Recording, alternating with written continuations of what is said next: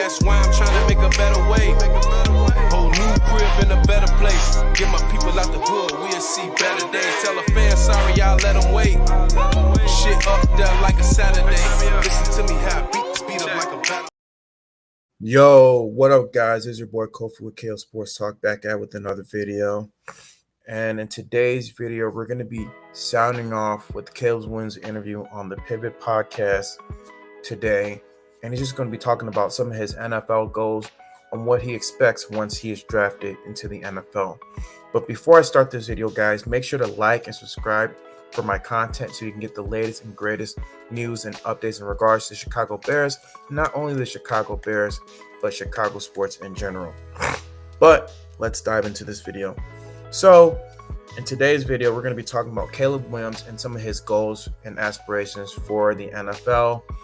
And we're also going to be talking about how some people were kind of speculating and kind of questioning kind of his character concerns in regards to his leadership, him being too emotional, and with him painting his nails or whatnot.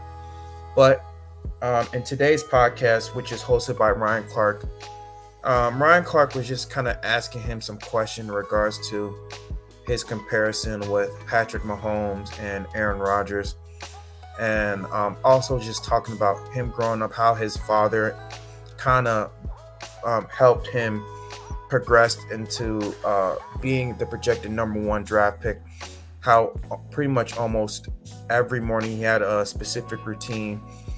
From 5 a.m. he would get up, he would do mostly football routines, and you have like a training regimen and specific diet routines in which it would help him prepare in order for him to be a NFL athlete. And he just kind of talked about how his dad and his mom were just a big influence in his life, how his dad and his mom were former athletes, and how they're pretty much just trying to transfer all of their energy and their hard work into Caleb Williams.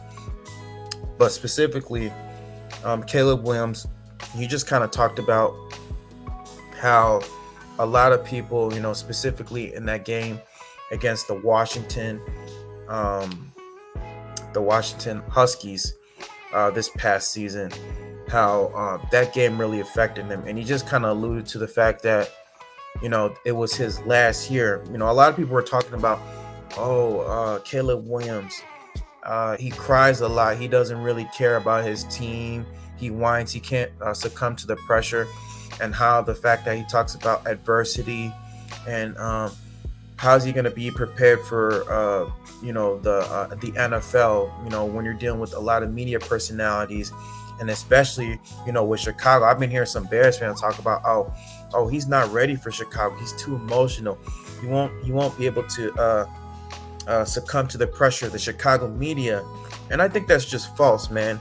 I think that he just talked about how ever since he was 4 years old, ever since he lost one of his Pee Wee games, he cried, And naturally, even me, I was an athlete. I was a former athlete. And I remember when we lost our super sectionals, I think it was against, what high school was it? I know we lost this to super sectionals. I know I cried, and that was like the game before we can go to the finals. And that was like way a long time ago. Like, I don't want to give a year, but I remember we cried.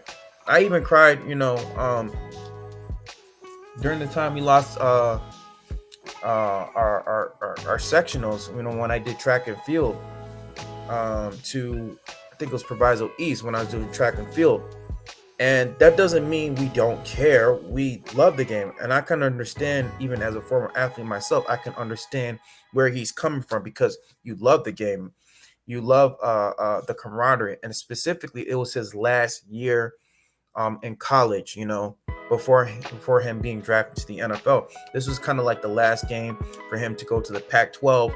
This was kind of the last game for him to kind of take his team to the national championship. And he wanted that for his teammates. And it just really shows that he really does care enough for the game and what people are just kind of alluding to. And so he just kind of dispelled that myth that, a lot of people were saying, that he's not ready for the media. Oh, he's crying. He has too much character concerns. I think that that's not a concern of his. It just shows that he cares, that he puts a lot of his emotions into this game. He puts a lot of his blood, sweat, and tears, and that's what you want in a franchise quarterback. You don't want a franchise quarterback that just comes in and just kind of takes it easy, just trying to get by. No, you want somebody that actually loves the sport of football, and that's what Ryan Poles was just kind of alluding to. He wants somebody that just loves the sport of football, and Caleb Williams really loves the sport of football. When he comes to Chicago, he's going to do everything in his power to bring a championship to the Chicago Bears. And speaking of championship, he also talked about, like I said, being compared to Patrick Mahomes and Aaron Rodgers.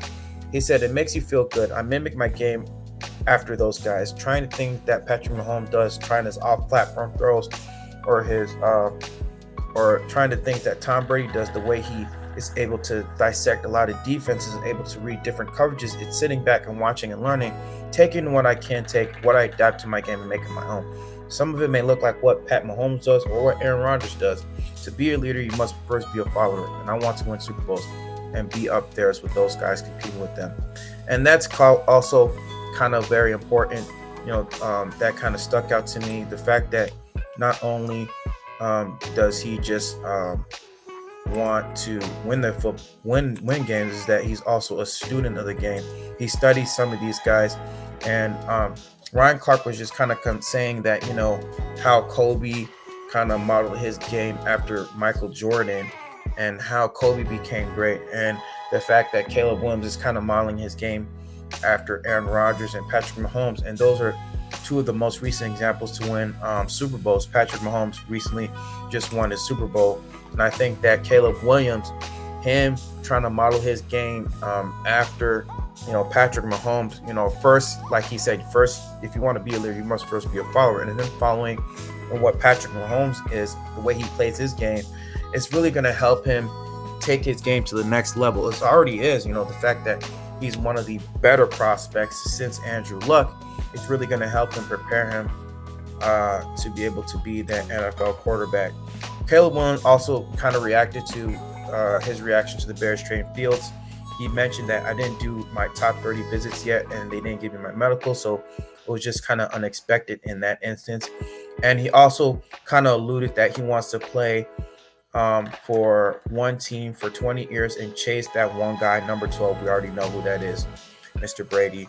And I want a place that loves football. That's all I've heard about Chicago for so far.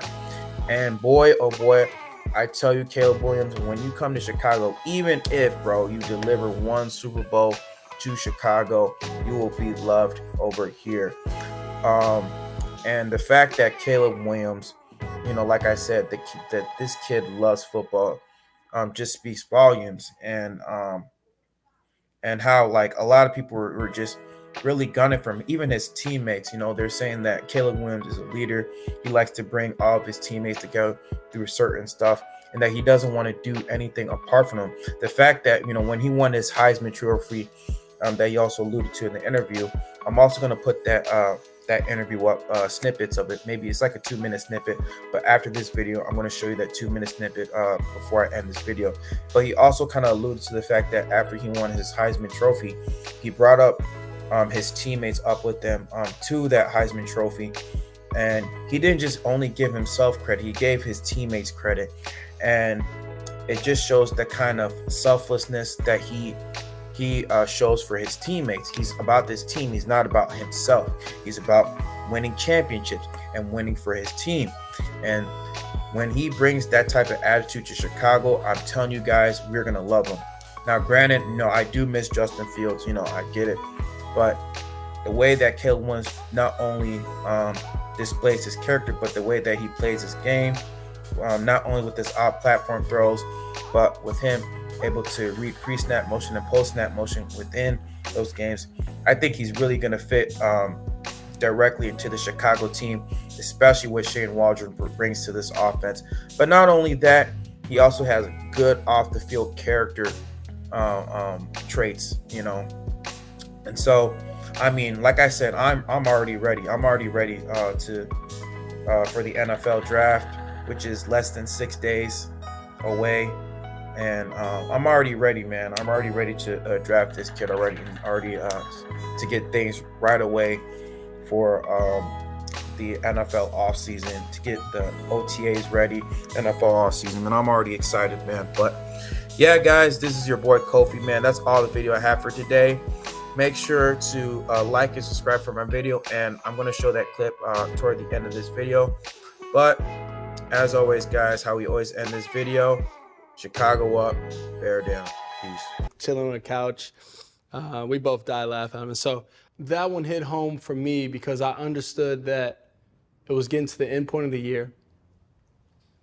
I wasn't able to reach a championship in possibly my last game, or one of my last games. And so that's why that one hit so heavy, and why it was so, it looked so exaggerated and things like that, because it hit me really hard right after the game, because I understood my college career and my guys that I've been with, for 3 years, 2 years is coming to an end for me. And going 6-3 at that time, you understand that there's no national championship. And so, especially in college, it beat me up pretty bad right there in that moment.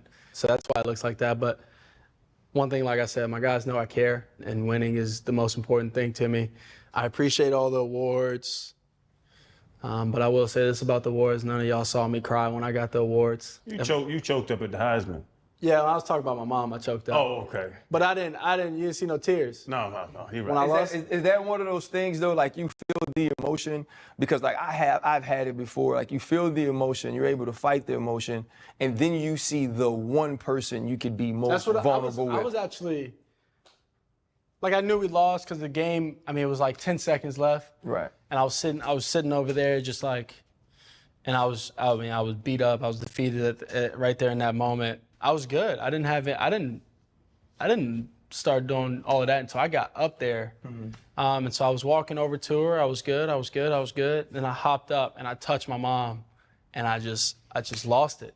Because in my mind, I was going through everything I was going through. I was like, this is the, coming near the end for me. I can't even, I can't get to the Pac-12 championship. I can't go to national championship. And then now, I'm just contemplating like this is, it's in. And so I was good. And then I got up, I jumped up. As soon as I jumped up and I leaned back and I touched her, it just went.